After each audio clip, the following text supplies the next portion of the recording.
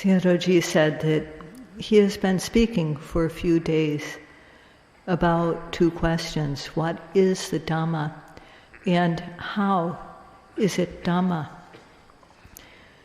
Because it bears the one who bears it, it is called the Dhamma.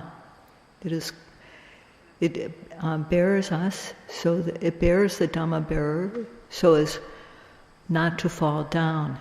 When we say that it bears or lifts one up, it pulls us up, bears us, and this is, in Pali it said, apatamane, to make it so that we don't fall down.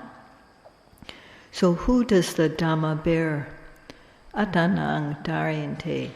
The Dhamma bears the one who bears the Dhamma.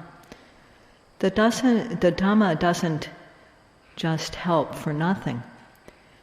It's because one practices according to the method given, not just as one thinks, not just according to one's own ideas. It's said, yata nuthetang patipajante, one who bears according to the correct method which is given.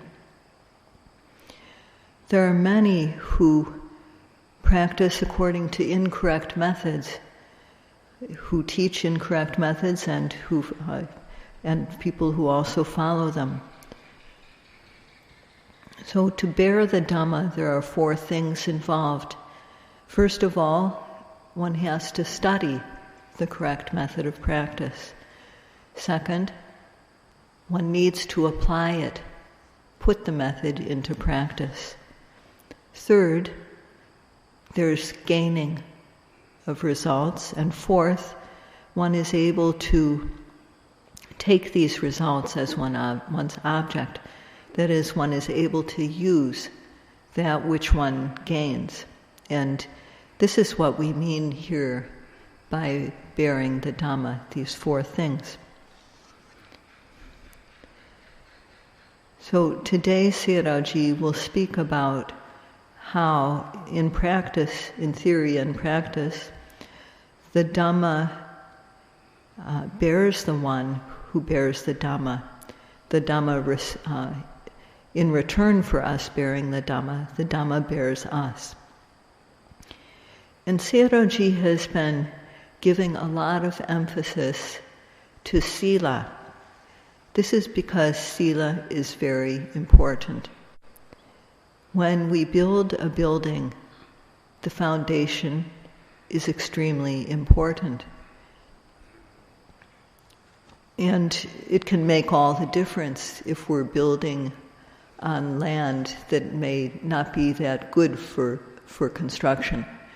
So our foundation makes all the difference if we're building a building in how well it can last, how well it can withstand conditions. So if we are human, if we've been born as a human, then if we want to make our life better, Sila is fundamental. It makes the work of developing our minds, it makes it possible to develop the mind. It's the foundation for mental development. And when our Sila is firm, it is easy to build concentration and knowledge. So people may think that because Sayadaw is emphasizing Sila quite a lot, that he thinks we don't keep Sila. But it's not so. It's because Sila is extremely important. And to the extent that this foundation of Sila is good, then the structure we build upon this Sila will be firm and last. The mind that wants to dispel physical and verbal misdeeds which are gross and which burn us is very good. The understanding that these things are very bad. They're blameworthy, faulty. They're coarse and gross. They burn one and they're disgusting. Whether we just reflect on this on our own, or if we read it in a book, or if someone who wants what's good for us tells us this, then we know. We know the method. So, knowing the method of how to keep our physical and verbal behavior clean. In order to know it, we have to study. So once we know the method of keeping our physical and verbal behavior clean, then we're free of ignorance regarding the method. So to learn the method, to study the method, if we do this by listening or by discussing, by reading, then we're able to dispel our ignorance about the correct method. And this knowledge that we gain lifts us up. The correct method is explained in the scriptures. These are called pariyatti dhamma. This dhamma of pariyatti lifts us up when we study it.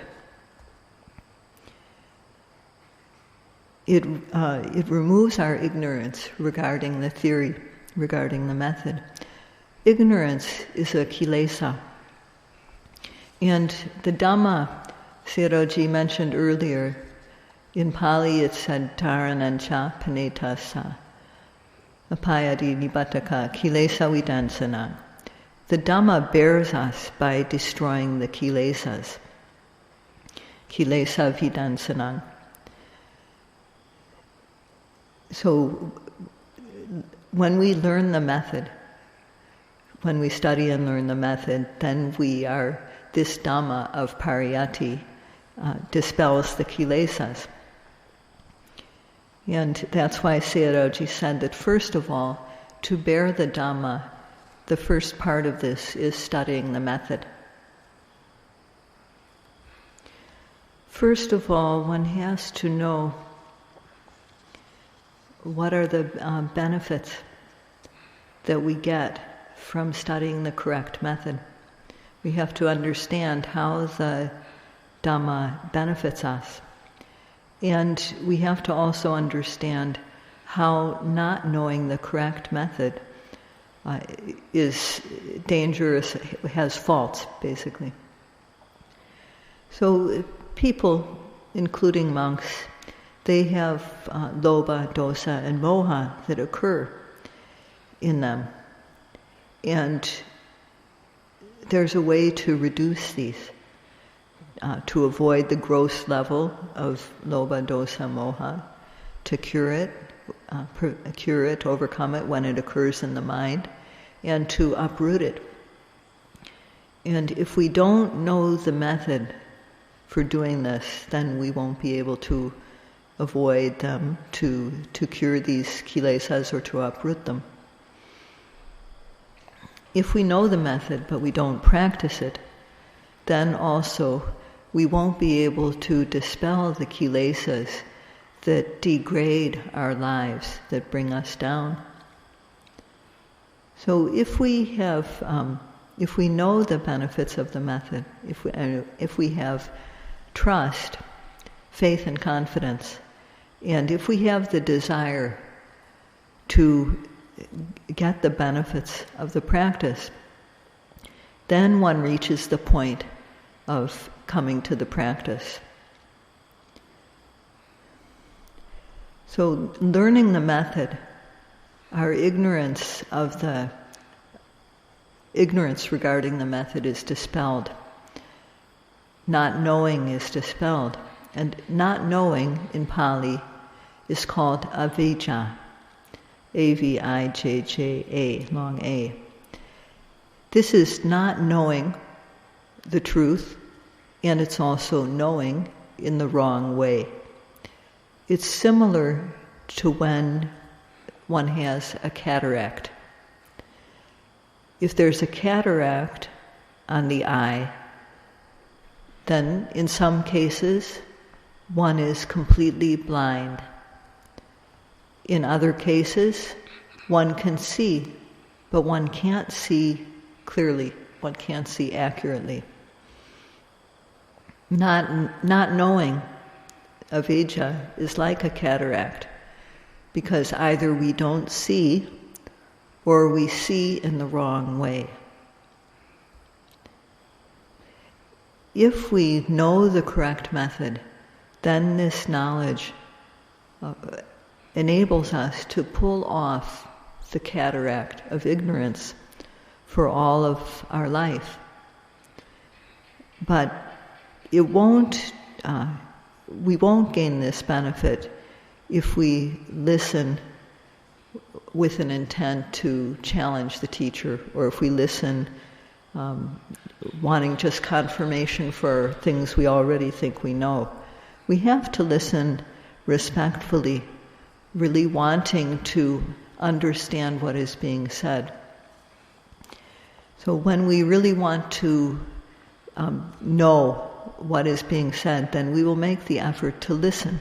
And when one makes effort to listen carefully, then one knows the Dhamma that is being explained. And this Dhamma that one gains by listening elevates one. So the danger of having a cataract is that we can't see well where we're going. We can't see whether there's dangers on the road, and we can come to harm. And similarly, ignorance brings about our downfall. So the kilesas are called apayadinibataka. They cause us to be reborn in a low place. They cause us to come to a low place. And the Dhamma is what can remove these kilesas. So this is the power of the Dhamma. Lifetimes which are devoid of happiness, devoid of human happiness, or the happiness of the devas, or the most peaceful type of happiness. These types of happiness are very much wanted, very much desirable. And the happiness, the best happiness of all, is that of no new lifetimes occurring. What destroys these four kinds of happiness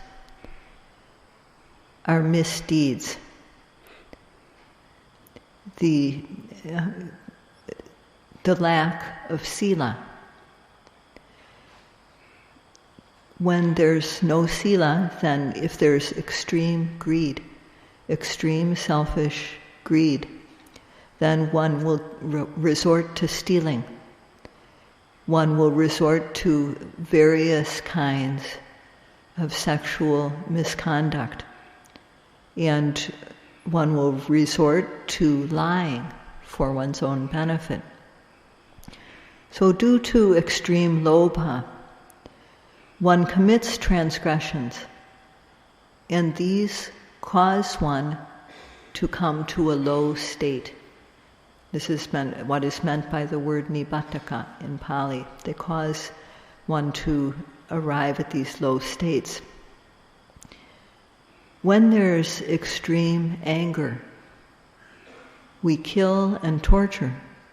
When there's envy, also jealousy, one may work in order to harm others or lie for one's own benefit. This happens when there is no restraint. And these misdeeds cause the doer to come to a low level of life. Not knowing about cause and effect, not knowing what is beneficial and what is not knowing what is suitable and what is not knowing that good actions bring good results, bad actions bring bad results. not knowing that some things are to be avoided, not knowing that some things are to be done. So these are all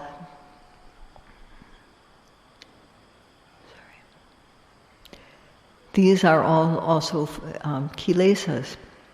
And like a cataract, just as when one can't see, when one has a cataract, or one can't see correctly, these things also, they make us not see correctly, and they might make us not see at all. And when we can't see the rocks that are in front of us on the road, then we can fall. In the same way, when we don't see what is bad to do and what is good to do, then we do the wrong thing and we come to harm. So when we can dispel this type of ignorance, all these forms of ignorance, then our vision becomes clear, just like when we take off the cataract. Without this, with moha, we don't have any, with ignorance about what is good and what is not, we don't have any consideration for others, and then we turn to harming others. So all these too are kilesas, these mental, these forms of kilesas that involve not knowing. And these cause us to go to a low state. But if we keep Sila firmly, then when there's extreme selfish lobha or extreme dosa, there won't be, one won't go to extremes based on lobha. One won't have extreme dosa. One won't be devoid of metta. The cruelty that comes when there's no karuna will also not be there. The extreme ignorance also. All these gross levels of kilesas are eliminated by keeping sila. When one has the practice when one has the determination to avoid misdeeds, then we don't perform physical and verbal acts that are gross. And how good this is, we can just calculate for ourselves. So, the bearing the Dhamma and the Dhamma bearing us, this bearing of the practitioner is so that one doesn't go down, is done by dispelling the kilesas, dispelling kilesas by avoiding what should be avoided, by curing what should be cured, and what should be and what needs to be uprooting what needs to be uprooted. By dispelling these, otherwise they will make us go down. So there is a method for doing this, for eliminating the kilesas that cause our life to become low. And knowing this benefit, we need to study the method so that we know it correctly. And this is done by listening, this is done by discussion, and this is done by reading. And all these are important ways to learn the correct method. Then one who wants to gain the benefits that it brings will avoid doing wrong things. One will bravely avoid doing wrong things. One will bravely avoid wrong speech. One knows the method. So when one avoids misdeeds of body and speech, then one's behavior becomes clean. So avoiding misdeeds, we gain physical and verbal purity, the purity of our physical and verbal behavior. So this is how the Dhamma makes us clean. And when one sees this, one looks at one's own Sila, the Sila that one has kept, and one looks at one's behavior and sees, because I've avoided doing these misdeeds, what I've done is clean. What I've done looks good. So this is all part of bearing the Dhamma. One comes to these results. One, knowing the method, one puts it into practice, one gains the result, and one is able to look and see the results and feel happy about it. Not knowing the true method, then one simply needs to, as far as Sila, one needs to learn the method. So, and then learning the method, we put it into practice. Putting it into practice, we gain physical and verbal cleanliness, purity of our physical and verbal behavior. And having gained this purity, we're able to reflect on it, we're able to see it. How will we feel about ourselves when we keep Sila? And how will others regard us? Will they think, this person's a bad person? No, of course not. They won't think like that. They will think that this person is a good person. The reputation of one who keeps Sila spreads all over. While flowers that are fragrant, their fragrance is carried by the wind. But the fragrance of Sila, of good conduct, spreads all over, regardless of which direction the wind blows. People hear, oh, this person is good, he or she is good, he has a good character.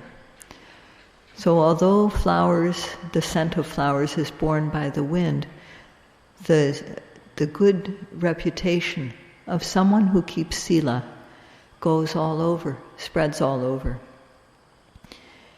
Without keeping Sila, even if one is good-looking, they won't look good to others.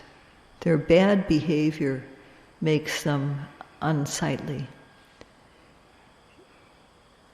It's as though Sila, it can be compared to clothes that we wear neatly.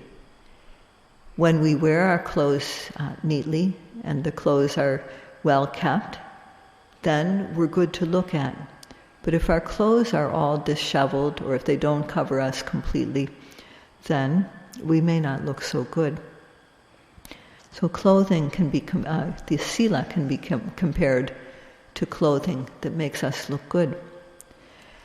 The beauty that we gain by keeping Sila is a natural beauty. There's no makeup needed to gain this beauty.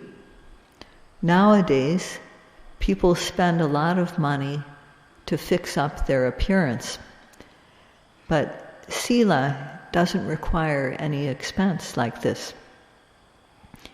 And it's also compared to jewelry, a type of jewelry that looks good on everyone.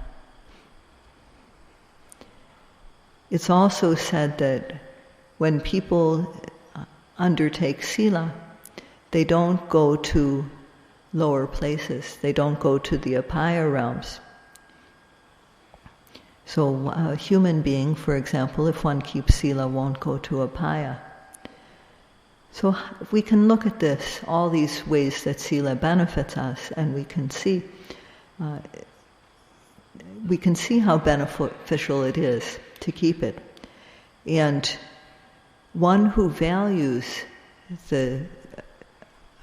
one's good conduct, one who values Sila, will work to preserve it, just like some possession that is very valuable to us. If something isn't valuable, we'll just let it go or we'll throw it out. But if we value it, we won't. We'll keep it so that we can preserve it, so that we can keep it a long time. And the more we keep our Sila, the better and better it looks. So the Buddha did not want us to fall into lower states. He didn't want our lives to become low. So he taught what he had learned. The Dhamma is something that lifts up the person who practices according to the Dhamma. And this lifting up that the Dhamma does, the bearing that the Dhamma does, is eliminating the misdeeds that would cause us to go to a lower place. Now 1 hour is up, so this is all Sayadaw would like to say for today. He's been emphasizing Sila. He's been emphasizing Sila because it is very important. If we build a house, the foundation is very important. And Sila is a foundation for making our life better. If we're going to develop our minds, it is the essential foundation that we need to have. If our work is going to be successful, this foundation must be firm. So Sila is a fundamental thing for our life. And this is why Sayadaw has already spent a few more days speaking about it, and he will speak about Sila for 2 more days. That's all for today. Sadhu, sadhu, sadhu.